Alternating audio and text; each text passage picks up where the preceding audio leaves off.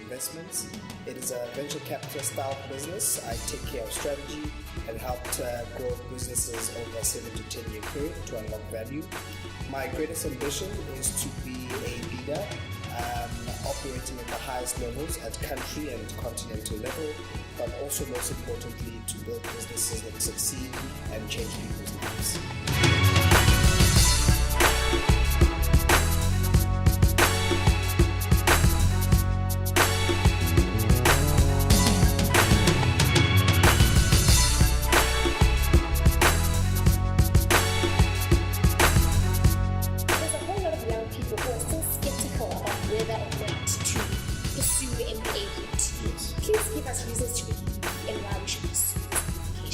For me, what came out of the MBA was the ability to overcome great difficulty.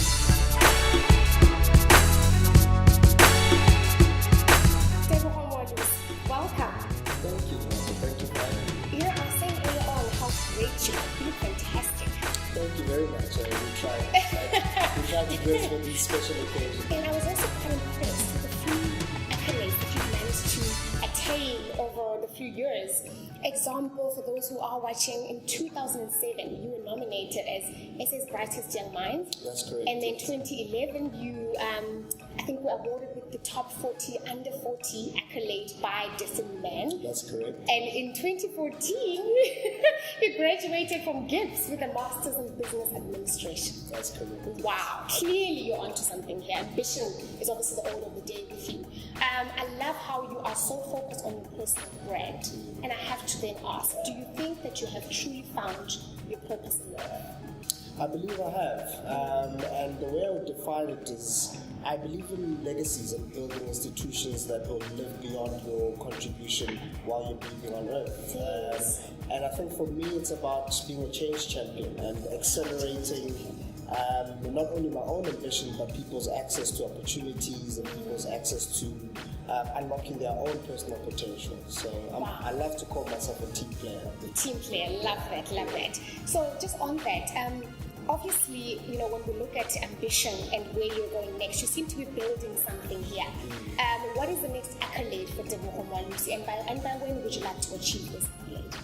I would probably say I would want to be a global executive who focuses on strategy, development and execution in a multinational by 2025. By 2025. That's my personal vision. Ah, love it. Date and all, huh? They have to be smart, otherwise they don't count. I love it. It's not just a dream. No. It's a dream on paper. That's correct. I love it. Yeah. So on that, but right now you are the head of investments, is it? Executive director? That's correct. At your father's company, which is Bridging the Gap Investments. That's correct. And how is that dynamic working with your father? Tell us about that relationship. It's an amazing experience. The business is a family business by and large. So my father's the executive chairman, my sister's the managing director, and I'm director of investment holdings. Okay. And the way the business is structured, it's a management consulting business, where we basically optimize human capital in organizations. Okay. And on the other end, I then developed this investment holdings business, which essentially it's a venture capital styled boutique investment business, where we look at high potential businesses and we invest in them over a 7 to 10 year horizon to try and build wealth. But yeah, it's been an amazing experience working with your father. There's no off time, which means you almost vacillate between work and life and love and play all at the same time. Before you joined your father's business, you were actually employed by Investec, and you worked there for 2 years, I would say, hey? Yes. What made you finally decide to move over to the family business? A number of reasons. I think Investec was a great platform. I think there's a number of businesses and corporates where you can jump in and learn quite a lot in a very short space of time. Yes. I didn't see myself as a career banker. That's the truth. I love the lifestyle, the nice suits, the shoes, the cars. Everyone wants to be like Harvey Specter. I'm trying to be like Jessica. But for me, it was a bigger calling. There was something around building a sustainable wealth creation platform for myself as well as for my family and my kids. With the way things are happening in the continent, in the country, big business is not the biggest employer at the moment. Small and medium enterprises are the vantage point of creating opportunities. So I decided to join the family business so I could apply into a process that will then unlock proper value for myself and for my family in the bigger scheme of things. Love it. And the reason why I love it so much is because a lot of businesses, people don't know, but a lot of businesses have a huge impact on the global economy. A lot of family businesses have a huge impact on the global economy. So then I have to ask, why did you decide to start and investing? Because there's a lot of people who just jump into the family business and don't have that backing. Why was that important? Was it just about experience, or were you undecided at the time as to whether you wanted to join the father? It was about experience. I think there's a set of competencies and skills that one needs to develop, both soft and technical. Discipline being a key one. Just being able to wake up at 6 a.m. every morning to go and work for a particular person is an important skill that one learns. And once you get into the realm of family businesses, some of those things become a bit lax, and if you don't have them in place, it can actually be a greater detriment to the business than a value add. So, that was the reason. Bukamoso, co-founder of Bukamoso Development. Now, what is the value that you're creating for young people through this platform? When I made my intro earlier on, I spoke around my purpose being around unlocking value and potential in people. And that's what Bukamoso is. It's really creating a platform where young African leaders can find a vehicle where they can explore the world and start to create value in the spaces in which they reside. So that is the broad vision of Bukamoso. We actually want to be the best mentorship and youth development platform in the continent. So give me an example. When you talk about mentorship, I'm a young person watching this. I am 23 years old. How do I sign up to Bukamoso, and take me through the journey of how you're going to mold me and build me to become that leader?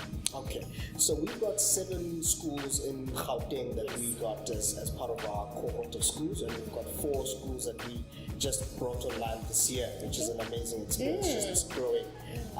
So within those 7 schools, we take 30 learners, which go through a rigorous process where they apply, they write essays, they do interviews, and what we're looking for is not necessarily the captains and the jocks of the school, but rather the kids that exhibit high potential but need that little spark just to ignite their flame. So that's what we look for, and we use the schools to help us find these learners, because we get the sense that the teachers have got a better understanding of what these learners are. Definitely. The process of development is a 10-month process where we equip them with a variety of skills and experiences across 5 major themes. It's leadership, social development, history, culture and heritage, academic excellence, of course, and the last one being health and wellness. So those are the key pillars that we use to build a holistic young person who can take on the world and win. Oh my gosh, and correct me if I'm wrong, but I heard that Bukamoso was actually founded on the principle or the premise of a leader leads and a leader leads. Yes. Wow. Yes, I mean, just to allow a young person to travel without moving, bury them in a book. You will get an amazing experience. I love that. Let's pick it up just in a few seconds.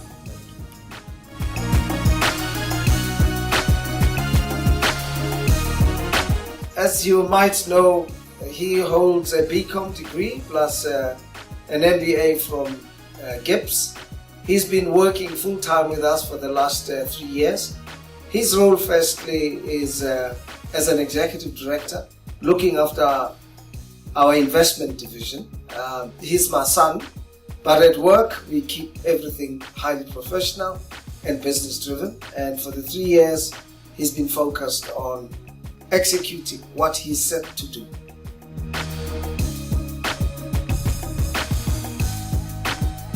Tebogo, we're talking about the fact that a leader leads and a leader leads. And you've just done your MBA through GIPS. Exciting times. Yes. Congratulations. Thank you very much. Wow. So there's a whole lot of young people who are still skeptical about whether or not to pursue the MBA route. Yes. Please give us reasons to believe and why we should pursue this qualification? I think this, a qualification is an amazing tool that one can have. But what's more important is what you do with that qualification.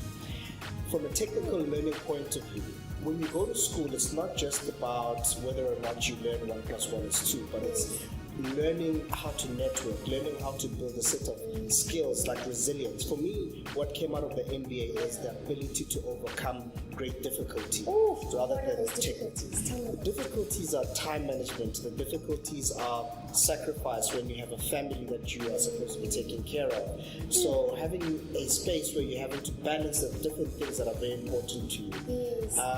But the technical skills are also as important. So the people who do CFAs, the people who decide to take their learning further from postgrad to masters to PhD level, there's great value in that, and I think it's an underexplored part of young people's development in this country. So I assume you're going to be doing your executive MBA then in that case.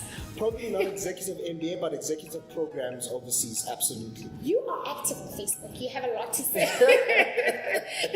And I follow you quite religiously. I love some of your posts. I mean, you talk about a lot of things, political things, which we'll touch on just now.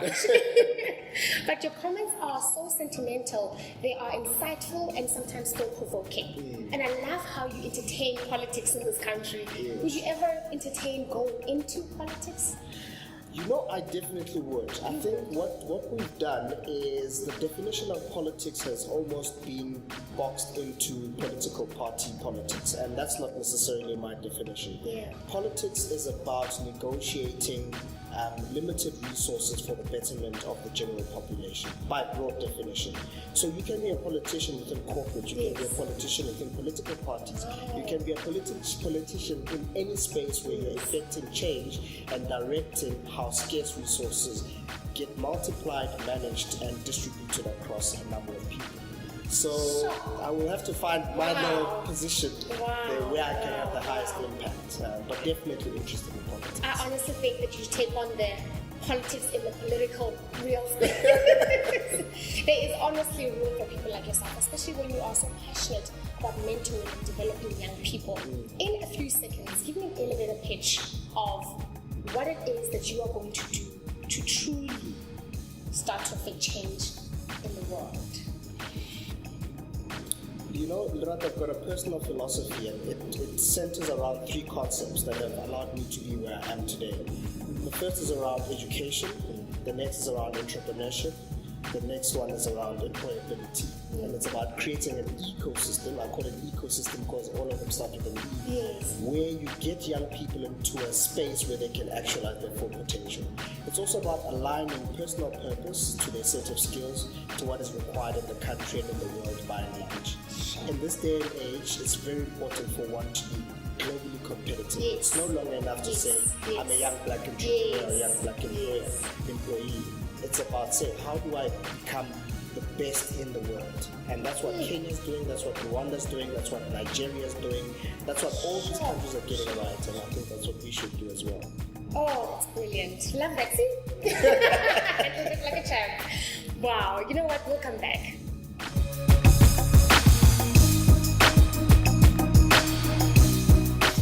Personally, he's a fun-loving person. Very bubbly. I hardly ever see Tebogo sad or upset. He's a good communicator and a good listener as well. So it's very easy to talk to him. He always looks out for other people as well, which is quite great. And he balances professionalism even in his personal capacity. So when he listens, when he comes back to you, he'll think about what his response will be, and he will give you both a fun but very thought through answer to whether it's a problem about your shoes, about how you put together your makeup or your outfit.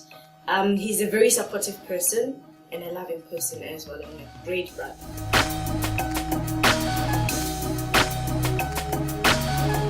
You are sounding more and more like a highly effective person. You're familiar with the book 7 Habits of Highly Effective People. Yes. What are your 3-4 habits that make you a highly successful person? I'm going to give it to you slightly different in terms of habits. I'll give them to you in 5 touch points that I use as my compass to success. The first one is around aspire. So I always believe everybody should aspire for something. You should dream, because it's the canvas in which you get to paint the world that you want to create.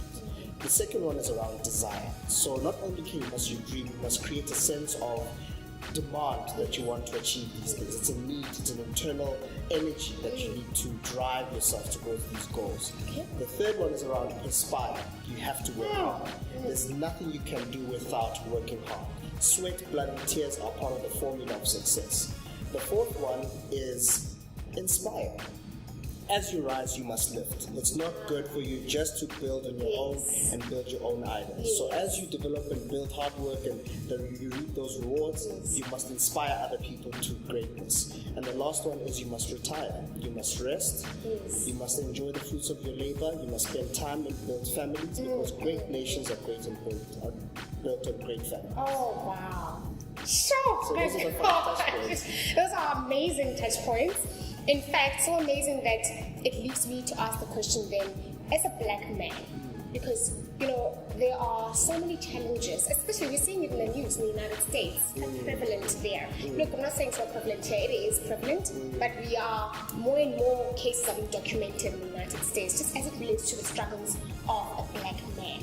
You have so many, you have a lot of ambition, you have a lot of things that you want to still accomplish, but what are the challenges that you as a black man have faced in trying to achieve greatness? Rato, one of the key ones is around access to capital. I think the biggest challenge we face as black people is that we are over-indebted. So we don't have healthy balance sheets which we can use to access additional capital for projects which can actually help us build wealth. So you find that Tebogo is sitting in the same line for funding as his father, as his uncle, whereas our counterparts in different sectors of society don't have a very similar problem. I think there's also this thing about the black tax. I hate using that term. I was about to say black but tax. it's real. It's real, the fact that we've got extended families that require our assistance on a continuous basis. So the money that you've got in your pocket has to go much further than many other people. Oh my God. Just on that, obviously we have to find a resolve. We absolutely have to find a resolve so we can start to change this black tax term, because it's being talked about everywhere, and clearly it is a problem. Do you have any suggestions as to how we can start to address that problem? You're bringing out the politician in me. I actually do. I spend a lot of time thinking around these things at a macro level and grand strategy, as they would call it. I think the first thing is we should try and fund the first primary residence of young black professionals. The government should put in place some kind of scheme that allows a Tebogo or a Lerato to be able to pay off their first primary resident as soon as possible, because what that does, it secures your home and your home base, and it gives you an asset on your balance sheet which you can use to do many other things. So that's the first thing. The second thing is around education, as I said. I think if we were able to fund young black professionals to study from postgrad upwards for less funding or for less cost, you're building sets of skills which are globally competitive and globally transferable. So people must be doing MBAs, we must be doing CFAs, we must be doing all of these things so that internally we're building value for ourselves. So you can also start to change that so that your kids don't struggle as much, because with your MBA, with your CFA, you're able to create an environment that is founded on knowledge, principles, education, etc. And they don't have to stand in the same queue. Absolutely. We have to break the poverty cycle. The fact that we've got such a big social security net is not a great thing. I don't think we should be celebrating that. Yes, we must take care of our people, but I think we've got the money that we're giving for grants should be given to young people to actually build businesses, and that's how you generate bigger economies. Oh my goodness, but then what happens to those who have not had the right education or don't even know where to start with regards to education? Because you have a lot of young girls in the townships and in suburbs who unfortunately fall pregnant in high school, and of course there's a lot of dismay that comes with that, or there's no future for me, etc. Those are the girls that are getting the grants, as well as elderly people, of course. What do you have to say about that? If you're saying that then this large sum of money needs to go to young people who are owning businesses. What becomes of them? I think development is a very broad thing, and I think we need to innovate. The likes of myself and you, we can't think that the education system is the only platform which will unlock value in young people. We have to create platforms and avenues that allow people to actually participate in the mainstream economy. Yes, and we've seen it with the likes of Braamfontein, with what's happening with Maboneng.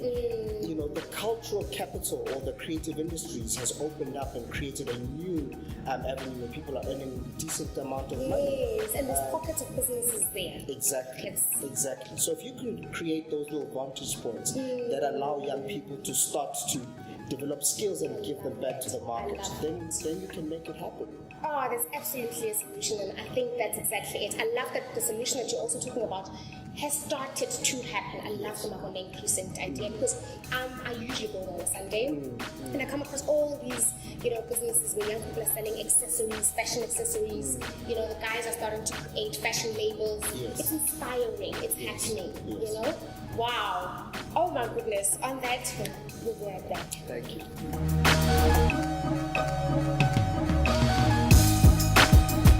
On the 19th of August 2015, you posted something that I absolutely loved. Why? Because I can relate to it. Okay.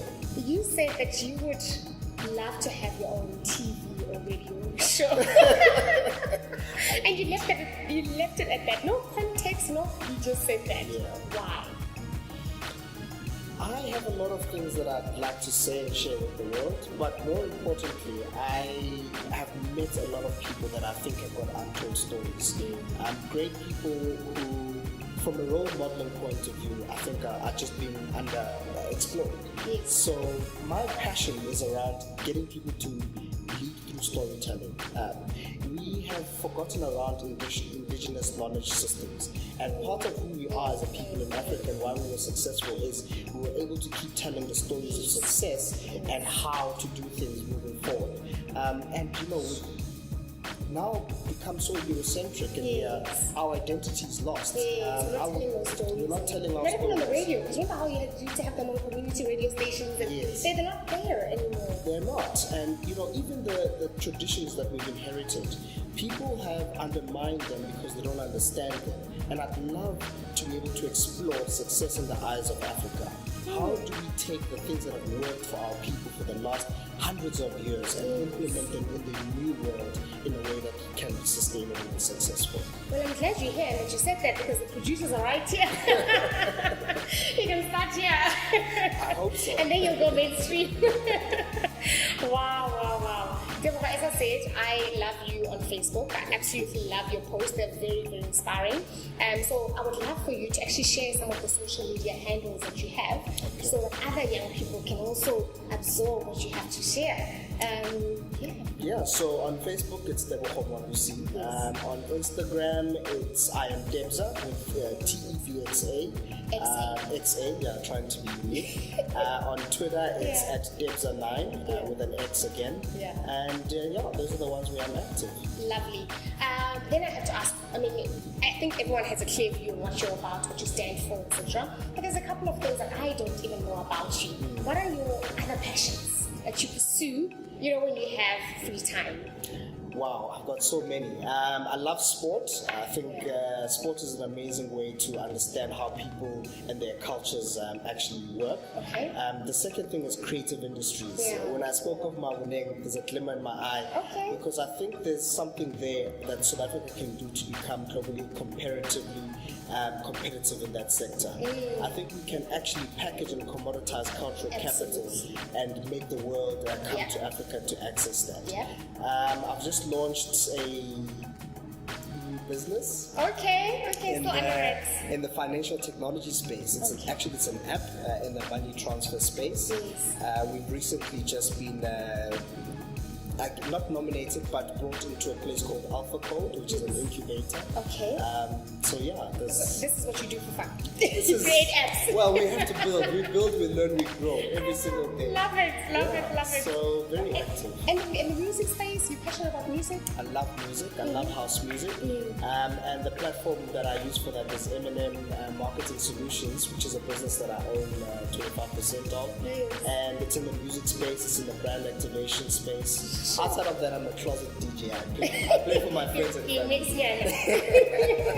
I actually think I've attended a party where you were mixing. I hope I didn't disappoint No, you. no, you were on point. Thank you. Thank you so much for joining us and for availing your time. I'm sure your dad is already like, how this guy, hey, interview, where is he now? But thank you, Dad, as well, for allowing us, to share in your journey in life. I think it's also important that we start to tell the people. I mean, we are surrounded by people every day that we know, and there's not enough that we say about those people, which is what you've just covered on now. And I'm so excited that I actually know people who are going to be pivotal in the change that this country is going to see, and in Africa as well. So thank you.